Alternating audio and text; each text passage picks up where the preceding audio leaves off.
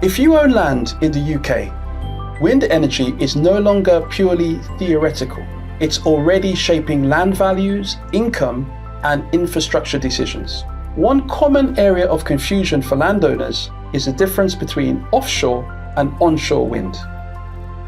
That difference matters for landowners because project type shapes how the land is used, where risk sits, and how opportunities develop. In this video, I'll explain offshore versus onshore wind turbines, focusing on what that means for UK landowners like you.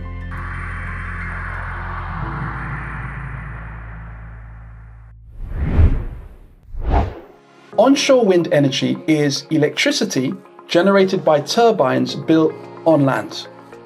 In the UK, these turbines are usually located in rural areas with high wind and less disruptive airflows. Onshore wind has a long history. As early as 1887, Professor James Blythe generated electricity using wind turbines in Scotland. Modern commercial onshore wind began in 1991 with Delabole Wind Farm in Cornwall. Today, more than 1,500 onshore wind farms produce electricity across Great Britain, generating 34 terawatt-hours of electricity. That's enough to power about 13 million homes across Britain. An onshore wind farm is a project built on UK land, ranging from a single turbine to sites with more than 50 turbines or more. For landowners, involvement usually comes from leasing the lands for turbine bases, access tracks, cabling, and substations. After years of planning resistance in England, policy is now reopening opportunities, bringing onshore wind back into focus for landowners today. Offshore wind is generated by turbines at sea, where wind speeds are stronger and more consistent with less disruption. Offshore sites avoid buildings and terrain that disrupts the airflow. An offshore wind farm is a large-scale project at sea, often delivering hundreds of megawatts. Coastal estates may host cable landfalls, export cables, and substations on the easements or long-term leases. The UK leads globally in offshore wind. As at 2023, the world's largest offshore wind farm was Hornsea 2. It sits 89 kilometers off the Yorkshire coast at sea and has a capacity of 1,300 megawatts, including 165 turbines, and powers 1.4 million homes. That just gives us a sense of the sheer scale and potential of offshore wind. One of the clearest differences between offshore and onshore turbines is size. A typical onshore turbine has a capacity of 2 to 3 megawatts and stands at 94 meters tall, with blades approximately 50 meters in length. Offshore turbines are much larger, where the blades can reach 150 meters and the total height can reach 260 meters. In practical terms, offshore turbines can be almost 3.5 times larger than the typical onshore equivalent, and that scale directly affects output. Offshore turbines usually have capacities between 8 and 12 megawatts. Actual generation, however, still depends on design choices and wind conditions, but the potential is far higher for offshore. Location drives engineering requirements, and offshore turbines must withstand extreme winds, salt water, and strong ocean currents. The foundations often use high tensile steel, and deeper waters may require floating platforms. These requirements significantly increase the cost of offshore wind farms. Onshore turbines also use steel, but it's more flexible and does not face marine stresses. They also use materials such as fiberglass resin, iron or cast iron, copper and aluminium. These engineering differences explain much of the cost gap between offshore and onshore wind projects.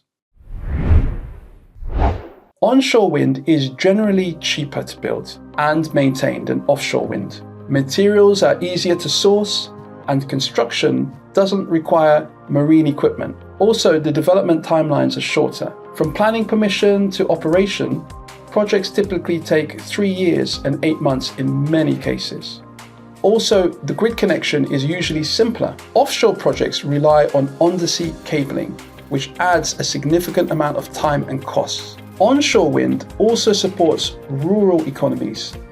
The UK needs 400,000 energy sector jobs to reach the net zero targets by 2050. And onshore wind contributes through land leasing, construction, supply chains, and ongoing operations. The trade-off is variability. In 2023, the average onshore wind speeds were around 4 meters per second, which can cause intermittent generation. There are environmental considerations as well. So while 80% of the UK supports onshore wind, turbines can affect wildlife near habitats. And studies suggest that up to 70% of animals may be displaced if turbines are built too close to sensitive habitats. Birds and bat collisions are a concern, although research does show that birds adapt to turbine movement from around 120 meters away. Offshore wind operates with much higher wind speeds at sea. Average offshore wind speeds are around 9 meters per second, which is more than double the onshore average. Higher wind speeds support more consistent generation. Combined with larger turbines, offshore wind delivers far higher output overall across the year. Offshore wind also faces fewer visual and land use conflicts because turbines are far away from people. Now, marine ecology must still be considered, particularly fisheries, but planning resistance tends to be far lower. The drawbacks are cost and complexity.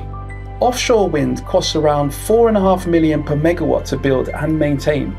At capacities of 8 to 12 megawatts, that equates to roughly 36 to 53 million pounds per turbine. By comparison, a 3.5 megawatt turbine that's onshore can cost around 3 million. Maintenance offshore is also harder. Access is weather dependent, repairs take longer, and specialist crews are required, increasing the cost and downtime for operations too.